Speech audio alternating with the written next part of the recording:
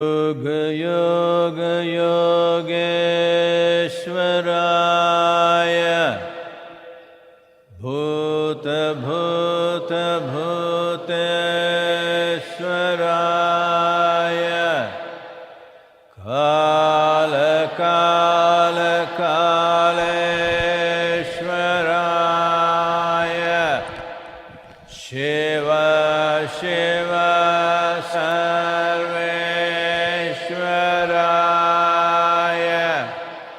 Shambho, Shambho,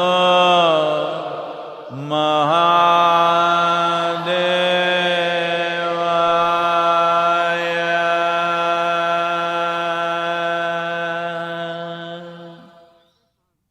Yoga, Yoga, Yogeshwaraya. Bhuta, Bhuta, Bhuteshwaraya. Kala Kala Kaleshwaraya Shiva Shiva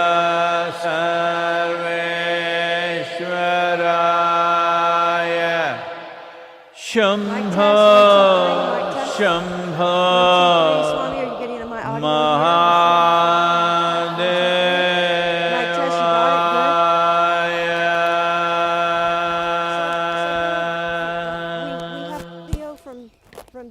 Yoga Yoga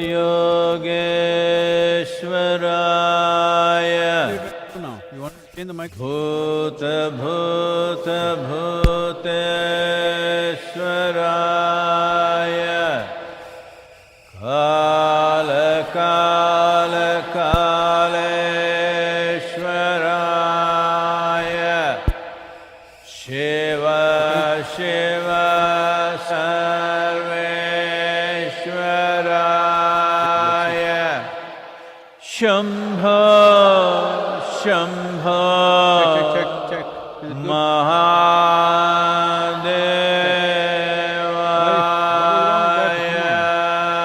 Okay, sit down everybody. Sure. Yoga Yoga Yogeshwaraya Bhuta Bhuta How will the question come to Bhuteshwaraya Yeah, but what about the people? Kala Kala Kaleshwaraya Shiva Shiva Sarveshwaraya Shambho Shambho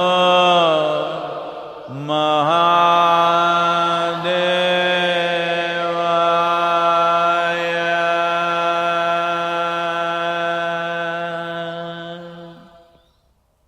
Yoga Yoga Yogeshwaraya Bhuta Bhuta Bhuteshwaraya Kala Kala Kaleshwaraya Shiva Shiva Sarveshwaraya Shambho Shambho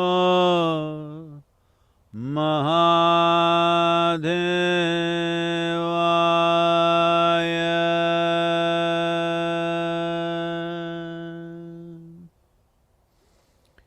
Yoga Yoga Yogeshwaraya Bhuta Bhuta Bhuteshwaraya Kala Kala Kaleshwaraya Shiva Shiva Sarveshwaraya Shambho, Shambho, Mahadevaya.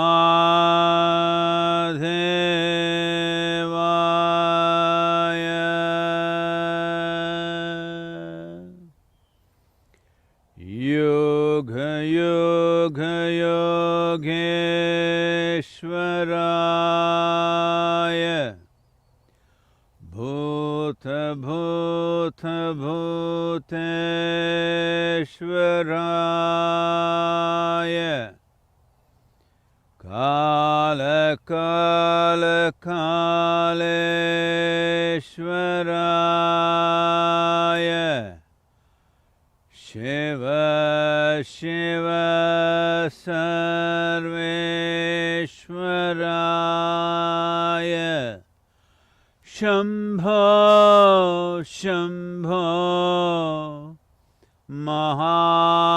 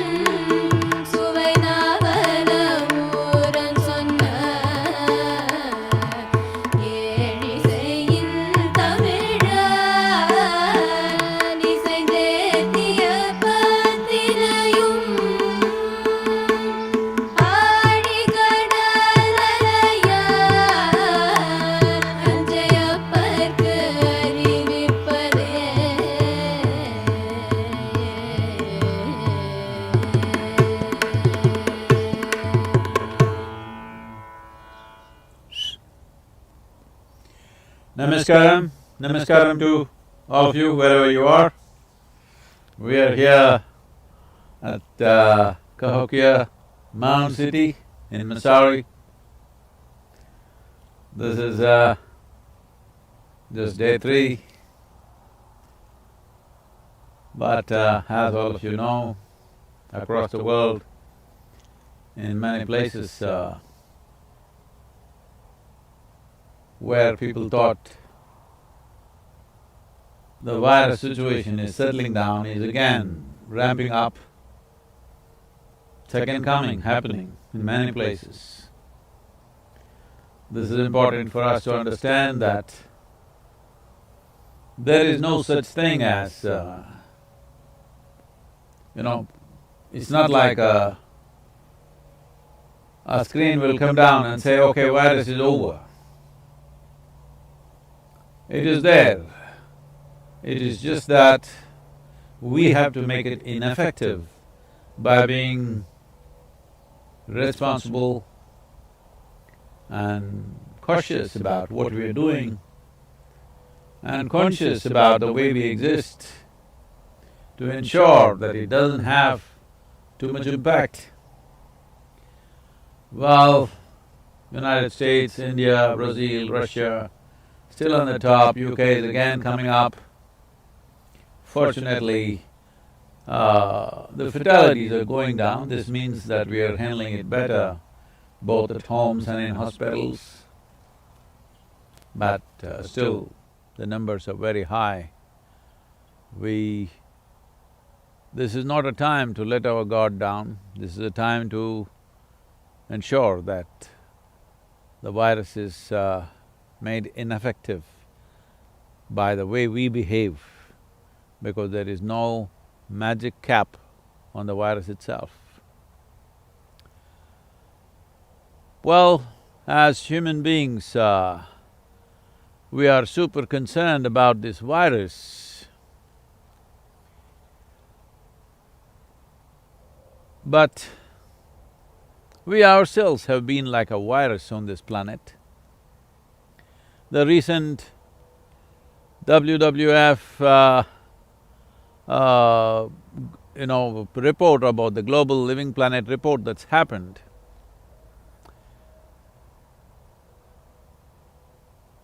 doesn't speak well at all about us. From 1970 to 2016, the average decline of 68% of mammals, birds, amphibians, reptiles and fishes happened. 68%.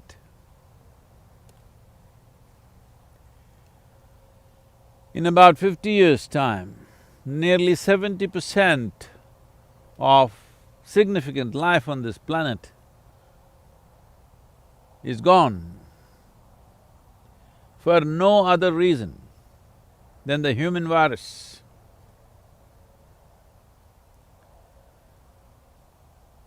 Most alarming drop has happened in Latin America and the Caribbean islands. 94% of vertebrate wildlife populations are wiped out. 94%, yes, you're hearing the number right. 1 million wildlife species are threatened with extinction. What is our plan for this planet? We are very concerned about virus killing us, about virus affecting us. I know this may sound brutal at a time like this, but we need to understand that our behavior on this planet has been more virulent than the virus. Of course, immediately everyone will jump to this question, what can I do, what can I do?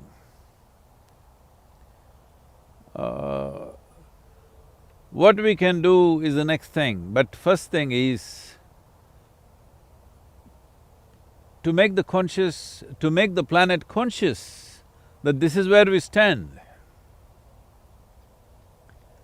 It's very simple. in the sense, it is not something that you correct overnight. Do we have a clear-cut plan for next 25 years, 50 years, 100 years? This is the first question. Whatever the goals that were set for… to be achieved by 2020, from 2010 to 2020, none of those goals have been met. Well, governments have to get together, but governments, at least today, in large part of the world, are just people, not descendants from heaven, people who got elected. Why are elected people not doing what is needed for the people? Well, simply because people themselves have not asked what they really want. We as people on this planet have not made it very, very clear that this is what we want. We are busy in our competitions, we are busy in desperately trying to be better than somebody else. In this game of one-upmanship, the planet is taking a huge toll. Plant extinctions are 2 times as high as mammals, birds and amphibians combined, the number of plants which are just vanishing from the planet. We need to understand the richness of life on this planet. The complexity of life that we are is a consequence of the complexity of species that have happened, the biodiversity. Without that, this life cannot happen in its present form. Or in other words, we are pulling out the foundation stones of our existence.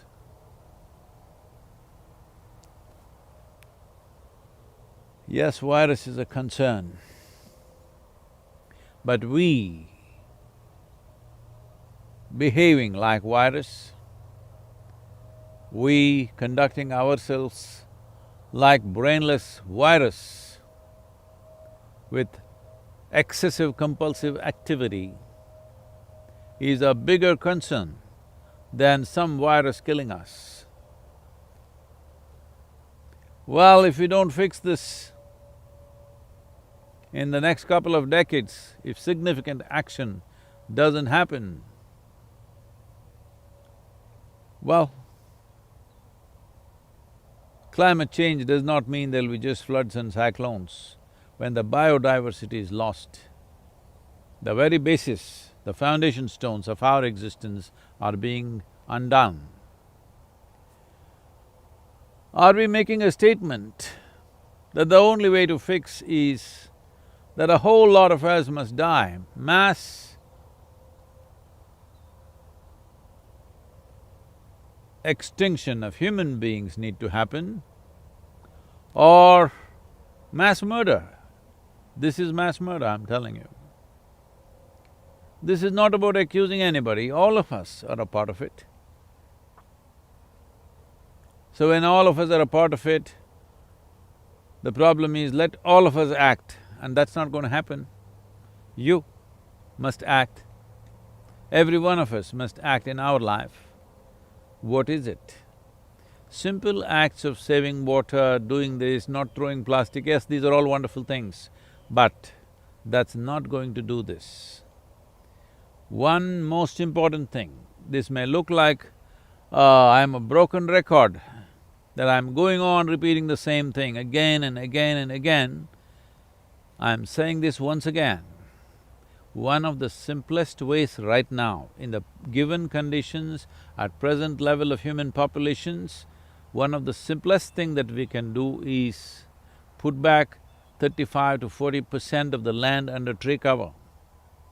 Without this, we are not going to create an atmosphere for biodiversity to exist and flourish. Well, this may not bring back the vertebrates, at least it will keep the microorganisms going, which is most vital for our existence.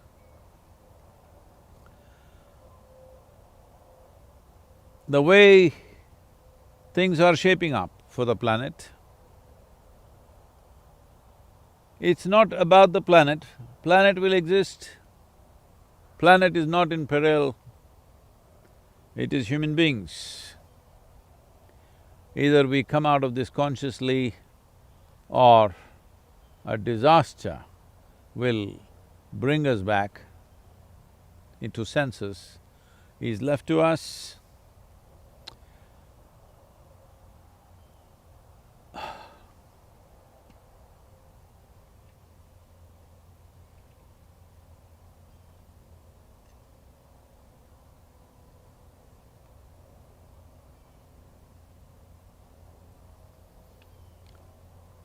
The immensity of suffering we have caused to every creature on this planet is too much. Right now, just by correcting a little bit of lifestyle is not going to fix that.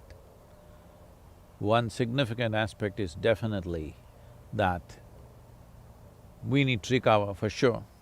Another is we have to plan that in the next 25 to 50 years, human populations are reduced, because reducing human consumption, yes, we must work towards that, but reducing human aspirations is far more difficult than reducing human population. What should we do? Well, you don't have to plan a genocide, that's not the way to do life. We simply have to postpone birth. Of course, there are people who say, where will be the workforce? If you postpone birth, the power of population, I think you lost your mind. You don't seem to see the picture that is staring in front of you.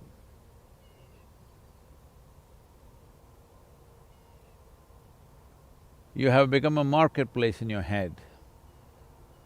Because of that, you are thinking, where are the consumers to sell my products? Where are the workers to make my products? This is not the way to look at life.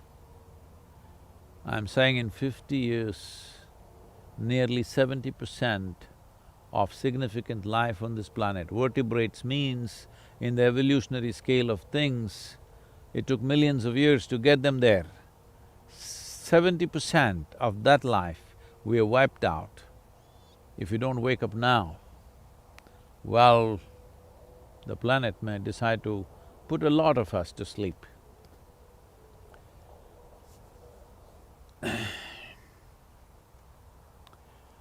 As I said, this is the third day of exploring spiritual America. I will not go into the detail of where we've been going. I think the social media is covering that, I don't want to go into that. Yeah, here is a little poem for you, because some people are out there calling Sadhguru, you're a adventure addict. No, I am not an addict of anything. In fact, the moment you become an addict to something, addict means repetitive life. Addiction means repetition.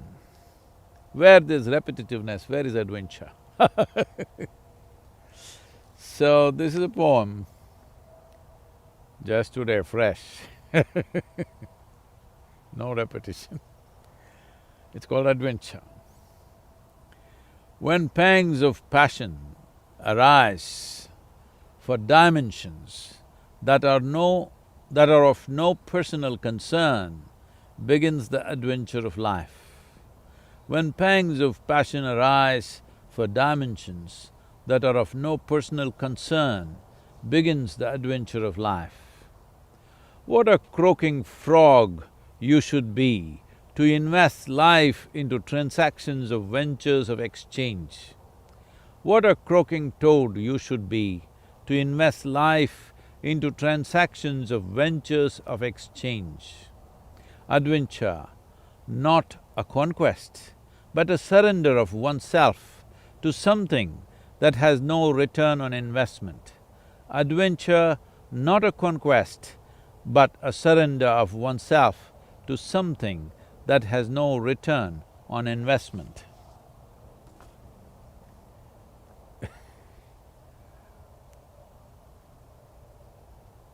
There's no return on investment for life, because what return do you want for life? When of all the many phenomena that are happening in the universe, life is the most intricate and sophisticated, fantastic phenomena that you can have. When that's come to you as a gift, what return on investment do you want to have? May you adventure through your life. I think there are questions, let me attend because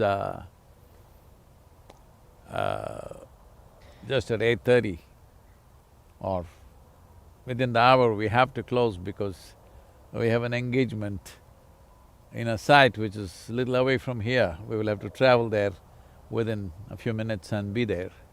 So, please, let's go to the questions. Namaskaram, Sadhguru. My name is Abhimanyu. I am studying in second standard and I live in Bangalore.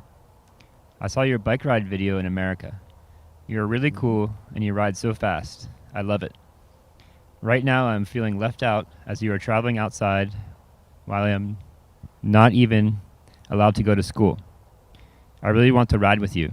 What's your question? My question is, are you okay with the idea of a kid being your pillion rider? And if yes, tell me how do I contact you? If no, then tell me why no.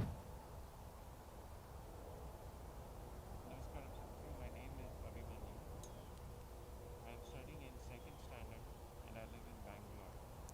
I saw your bike ride video in America. You are really cool and you ride so fast, I love it. Right now I'm feeling left out as you are traveling outside while I'm not even allowed to go to school. I really want to ride with you. Namaskaram, Sadhguru. My name is Abhimanyu. I am studying in second standard and I live in Bangalore. I saw your bike ride video in America. You are really cool and you ride so fast. I love it. Right now I'm feeling left out as you are traveling outside while I am not even allowed to go to school.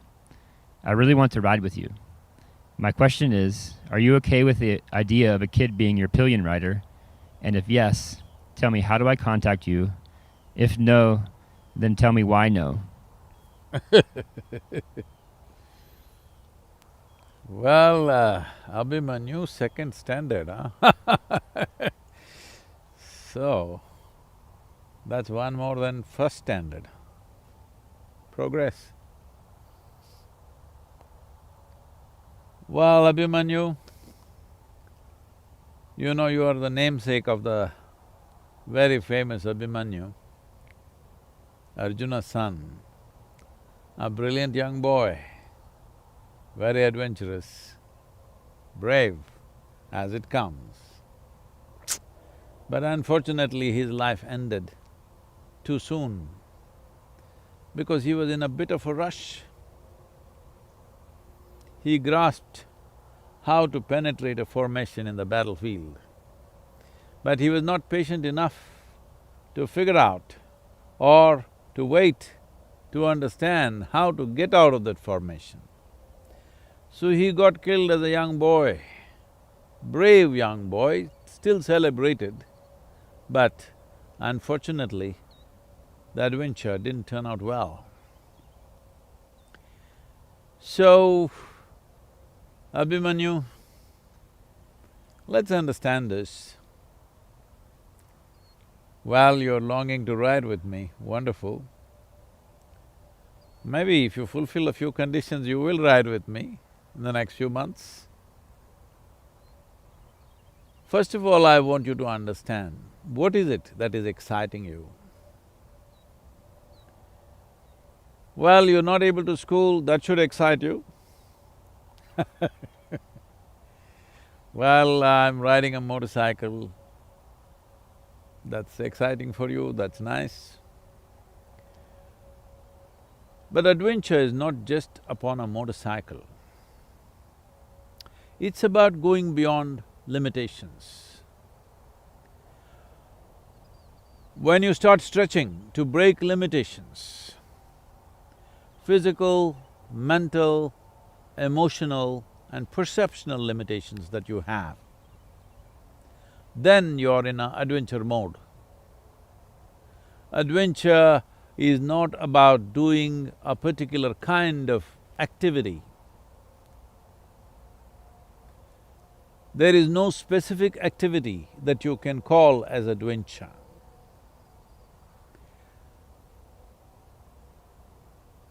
It is the way you conduct the activity. Well, probably your idea of adventure, I think the word that you use is exciting.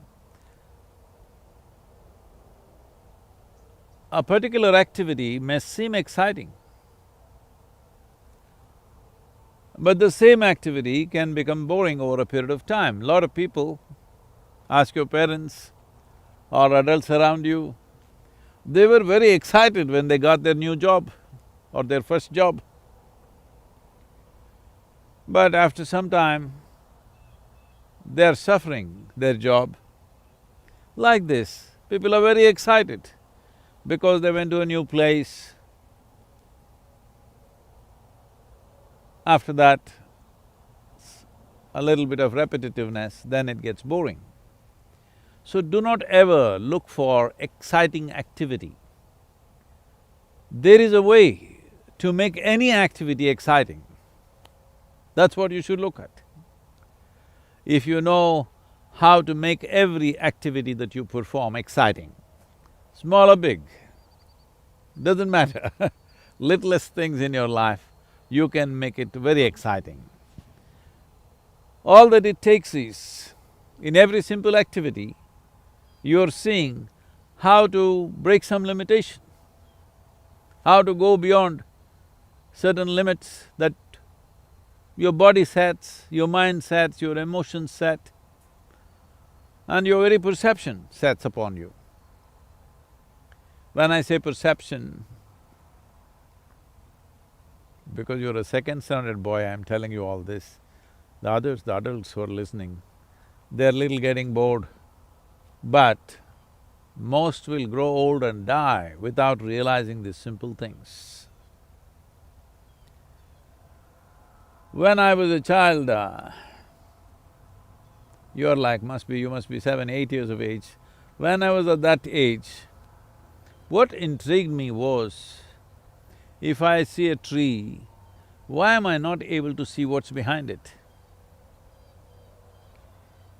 If I see my finger, I'm not able to see the other side of it, why? So, well, I did not know all these theories of light and it reflects and that's how you see, but I wanted to bend my eyes and see somehow. Well, I didn't get my eyes around, my eyeballs wouldn't go out and do that. But then I saw, in the process of seeing something, the vision itself,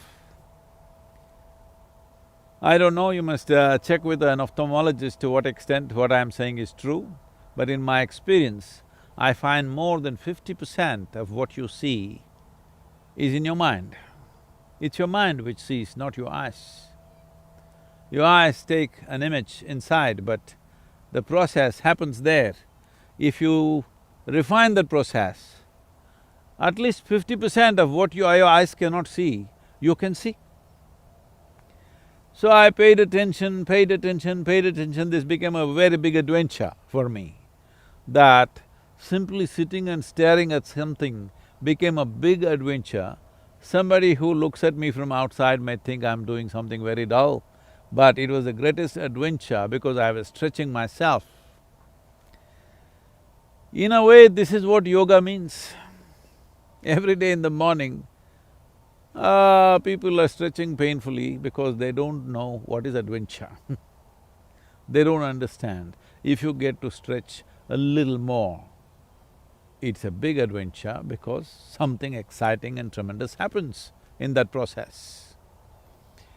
So adventure is not about looking for exciting things to do. Adventure is about doing all the tiniest little things that we do in an exciting manner. So I want you to start this adventure right now. You being a little boy, I'm sure you're very fond of your mother.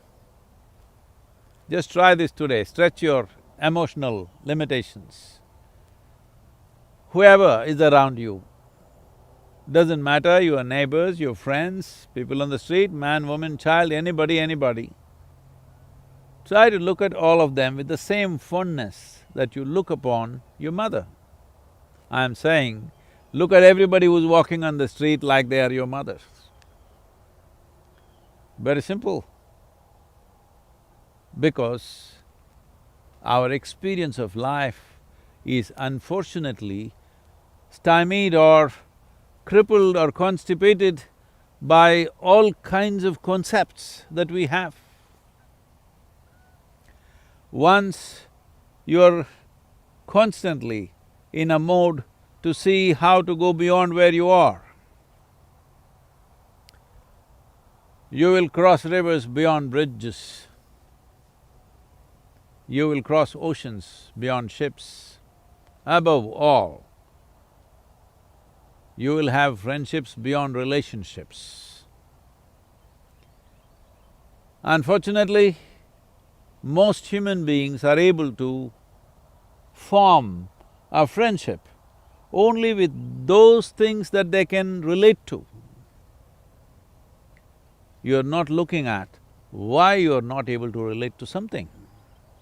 What is it that makes you relate to one thing and not relate to another thing?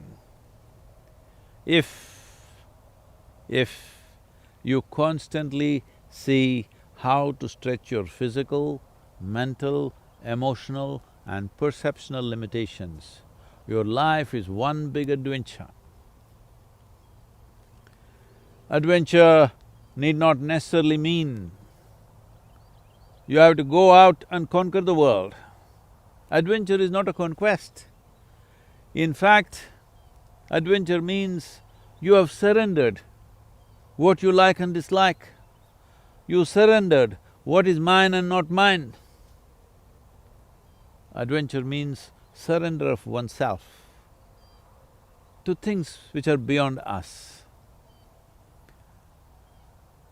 Climbing Mount Everest may look like a great adventure, yes it is, but straddling the peak of your consciousness is a much bigger adventure. So adventure does not need terrain. Right now, you're complaining, I cannot come to United States and ride with me. So, passports and visas and other limitations that societies have set upon us are not limitations for an adventurer, because with your eyes closed, you can do the greatest adventure. But well, you want to ride the motorcycle, I understand. So let me set up something for you. Contact somebody in Isha, in Bangalore, there are so many people. Learn a simple process, a physical process called Surya Shakti. If they're not teaching Surya Shakti, learn Surya Namaskar. You are 8 years of age. 54 Surya Namaskars you must do, not just one day. Start with 8, slowly increase it by 1 every day. After a week, hold it there for 3 to 4 days and again increase it by 1 every day. Like this, you increase at your own pace. When you reach 54, inform us. I'm going to take you for a ride. How's that for you?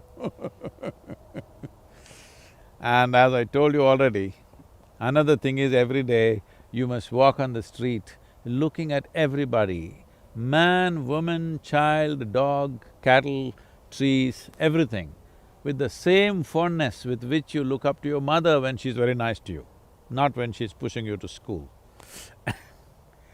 How you feel about her, like that you look at everybody. So you've broken the physical limitation and you've broken the emotional limitation. Other two things I'll excuse you because you got 50%, man, you can ride with me. And above all, if you ride with me, you need strong arms to hold on, otherwise you will fly. So you need to do 54 Surya Namaskars. When you're able to manage this every day, you're going to ride with me for sure. Okay? Is that good? One more question is there? So, as a part of this exploring spiritual America, we been going through various things. As you know, we started from Tennessee, from Isha Institute. Around Tennessee, the ashram where we are, this was Cherokee Nation at one time. And now the infamous Trail of Tears and the Indian Removal Act, which did that, it left a lot of pain and misery in people. Terrible things happened. Well, that's history.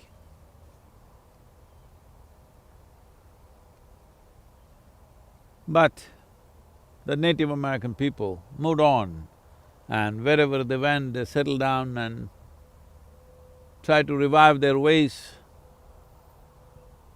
Not to be, but still very doggedly they have kept their culture to whatever extent they can in these changing times.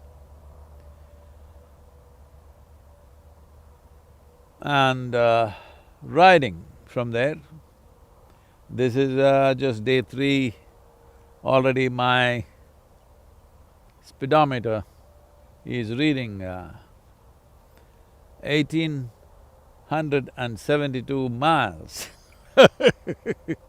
That must be over 2,500 kilometers, 2,800 kilometers probably, 3 days. So you know what we've been doing.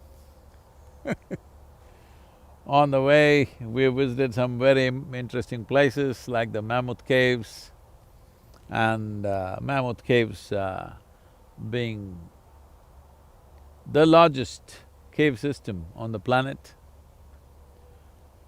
over 400 miles. Yes, 400 miles.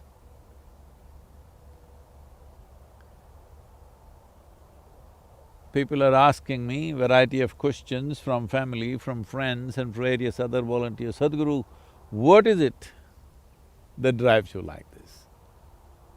I just want you to know, I am the one who is driving it, nothing driving me anywhere. Well, adventure or sense of adventure springs in you not because of your need for conquest. When you develop an immense sense of love for something, naturally you will stretch beyond your limits. So one must understand that some freaky ambition of proving who you are is not adventure. When you develop a certain sense of… a very profound sense of love for something, you will naturally stretch yourself beyond all limits. For that little boy, if he's still on, I must tell you, a few months ago I met Jane Goodall. If you don't know who she is, you must look it up. So when she was a little girl, her sense of adventure made her go and sleep in a chicken coop because she wanted to see how the chicken will lay their eggs, how the eggs will hatch. So she went and slept in the chicken coop. You must understand, adventure means, first thing is they take away all your comforts. This is the basic principle. I've trekked in the Himalayas. These days, you know, I'm better equipped these days, I'm over 60 now, but I've slept on the street side culverts in freezing cold without any kind of warm clothes, just with a thick t-shirt and trousers, and adventured on. Well, the comfort of a bed, the comfort of warm meals, and a clean bathroom. All this vanishes from your life. So people go through these things not because they're trying to prove who they are. People go through this because there is a profound sense of love for something, for which they're willing to forego anything to just touch that dimension. So later on, I'm continuing the story for the little boy. Jane Goodall went on to become one of the foremost authorities on anything concerned with primates. Our understanding in the world of what the primates are, what they're capable of, various aspects of how they live, what they eat, how they relate to each other, how they respond to each other, and how human they are. I'm telling you, has come to us mainly because of her work. So, from sleeping in a chicken coop might have looked like a crazy nonsense, but it is that willingness to go through whatever, to know something, to stretch your knowing, to stretch your perception, to touch something beyond the limitations of what you are right now, is the basis of adventure. And without adventure, what are you? A venture, Pile up your profits.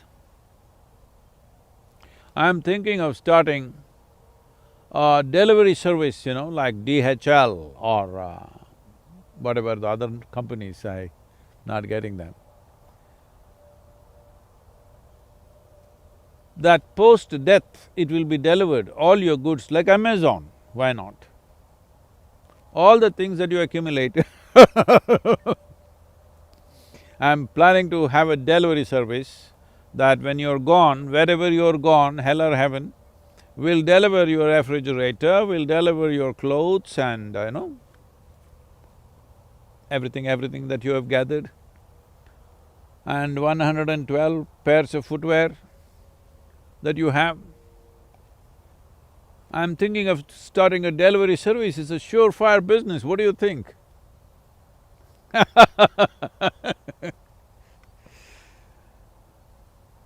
Time to adventure. That means you're not a transactional life, you're just a life. Because life is not a transaction. Life is about transcendence, not transactions. If you do not transcend your own limitations, if you do not transcend the limitations of your concepts, the limitations of your own mental strategies, the limitations of your emotions, and limitations of what you like and dislike, there's no adventure, just a venture, profit-making venture.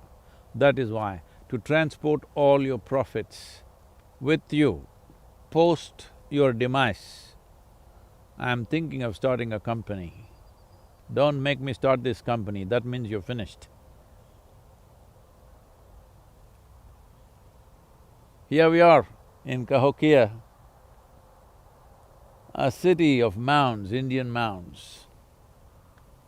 We will be showing these pictures and stuff to you, videos to you, but just to tell you, the Native American culture is not just what you have seen in the Wild West movies, where they come hoo-hooing on their horsebacks and shooting arrows at everybody that they see.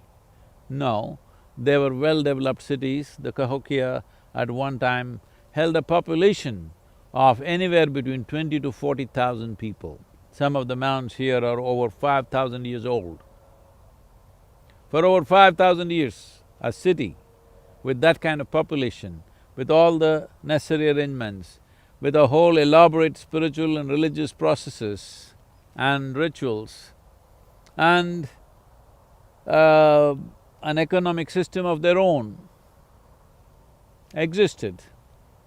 They have been living in this land for anywhere between 10 to 40,000 years.